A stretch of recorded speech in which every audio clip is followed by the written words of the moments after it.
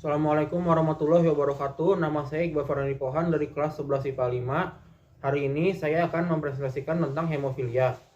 Hemofilia adalah sebuah kondisi di mana darah menjadi sulit membeku. Artinya jika seseorang yang mengidap hemofilia mengalami luka, maka darahnya akan sulit membeku dan akan terjadi pendarahan.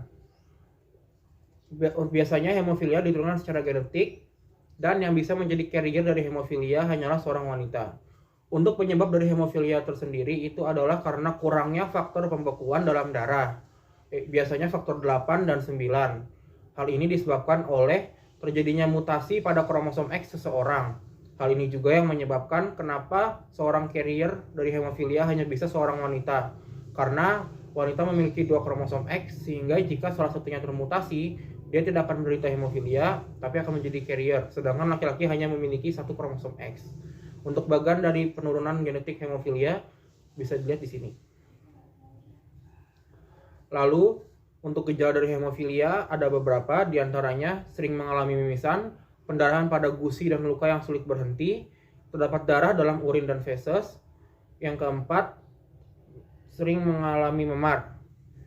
Dan gejala-gejala lain yang mungkin terjadi adalah pendarahan saat vaksinasi dan pendarahan saat sunat. Lalu untuk klasifikasi dari hemofilia ada 2 cara untuk mengelompokkan hemofilia. Yang pertama adalah dari keparahan dari hemofilia itu sendiri. Ada 3 jenis. Yang pertama hemofilia ringan, kadar pembekuan dalam darahnya antara 5-40%. Terjadi pendarahan biasanya 1 kali setahun atau 1 kali setiap 10 tahun. Nah, lalu yang kedua adalah hemofilia sedang, kadar pembekuan dalam darahnya hanya sekitar 5%. Biasanya terjadi pendarahan sekitar 1 kali dalam setahun. Nah, yang terakhir adalah hemofilia berat, kadar pembekuan darahnya kurang dari 1% dan sering terjadi pendarahan, biasanya bisa 2-5 kali dalam 1 bulan. Nah, untuk cara kedua mengelompokkan hemofilia adalah dengan penyebab dari hemofilianya sendiri. Ada 3 jenis juga. Yang pertama hemofilia A, biasa juga disebut sebagai hemofilia klasik. Hemofilia ini paling jarang terdeteksi dan biasanya dikaitkan dengan obat-obatan tertentu atau penyakit tertentu.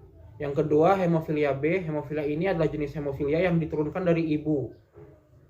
Yang ketiga adalah hemofilia C. Hemofilia C adalah jenis yang paling jarang terjadi dan biasanya dikaitkan dengan obat-obatan tertentu atau penyakit tertentu juga. Pada hemofilia A yang kurang adalah faktor pembekuan darah 8. Pada hemofilia B yang kurang adalah faktor pembekuan darah 9. Dan pada hemofilia C yang kurang adalah faktor pembekuan darah 11. Kemudian untuk bagian patofisiologi dari hemofilia itu sendiri bisa dilihat di sini penjelasannya. Yang menjadi awal dari terjadinya hemofilia adalah terjadinya mutasi pada DNA atau kromosom X. Hal ini menyebabkan kekurangan faktor pendarahan 8 dan 9. Dan jika menjadi atau mengalami trauma, pembuluh darahnya akan mengkerut.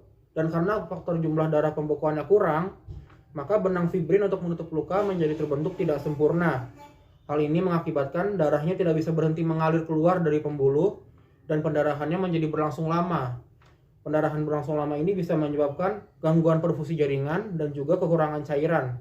Atau di dalam kasus yang parah, jika terjadi pendarahan pada sendi dan otot, bisa menyebabkan nyeri. Pada kasus yang lebih parah lagi, biasanya menyebabkan kelumpuhan.